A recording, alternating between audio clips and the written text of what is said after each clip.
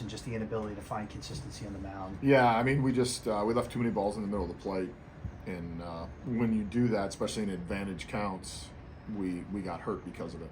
Are there takeaways in a backhanded way that Priester can take? Say, okay, if I can, fine tune or tweak a few things, maybe he can get out of some of those. Yeah, I mean, I think we're 3 innings in 3 of the 5 innings.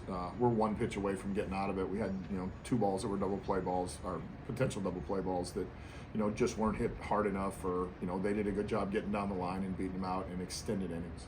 Shelton, whenever Quinn leaves a couple 2-strike fastballs over, is it maybe a case of a kid trying to do a little too much with a pitch? Yeah, it can be. I mean, it comes down to execution. So whether it's trying to do a little bit too much with a pitch, or just realizing that he cannot miss in the middle in the big leagues. Either way, it's execution based. The play between first and second with Henry, what the umpire say just with the baseline play? Yeah, the question I asked on it is Henry went out of the baseline, which I'm not arguing that at all. What I was asking, the way the rule reads, there has to be an attempt to tag there. And in my opinion, there was not, but it's not a reviewable play. And Dan Bellino did a great job, the crew chief, of like, all right, we'll take a look at it and see what you said. In our estimation, that Pete just didn't try to make a tag there. Going back to Quinn, what does he need to do just to flush this and go forward? I mean, it's going to be a conversation, probably review of the tape, of just like, hey, we can't leave balls in the middle of the plate to people.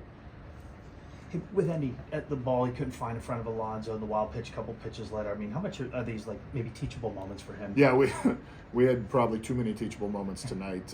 We had a bunch of them just overall in different situations. But yeah, I mean, you got a veteran hitter that does not move in the box, which he does not have to move, and Andy couldn't find the ball, and then we spiked a couple breaking balls that were tough plays. How do you evaluate the offensive night? Because you chase Carrasco out of there, but then the bullpen gives you guys fits. Yeah, well, I think that going back to on our pitching side, we were 1 pitch away from getting out of 3 innings. In 2 innings, we were 1 pitch away from blowing the game open. I mean, Carrasco threw 92 pitches in 3 innings, and a 2-out ball in the gap, and all of a sudden we're talking about a different game.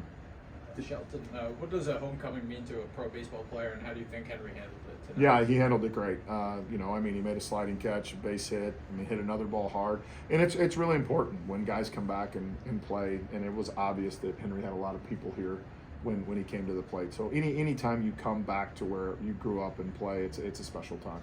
Did you like the approach in the early innings, and did you sense it was a shift when the bullpen came in, or how?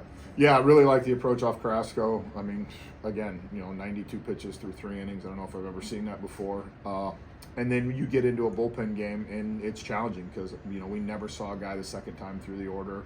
And the only fortunate thing that comes out of tonight is Buck had to use 6 guys to cover 6 innings, so that leads into the next 2 games of the series. Is this hybrid longman possibility for Beto going forward? Yeah, I think so. I mean, Beto saved us. We were in a situation coming off the doubleheader. We were beat up in our bullpen, and the fact that he went out, first time he's ever pitched back-to-back, and maintained his stuff. I mean, I know he gave up the 1 homer on a really good swing after, battling a ton. But overall, the velocity held up to, I think he threw 54, 55 pitches, and he went out in the 3rd inning, was still 96, 97. So yeah, it's an interesting thing that we can talk about.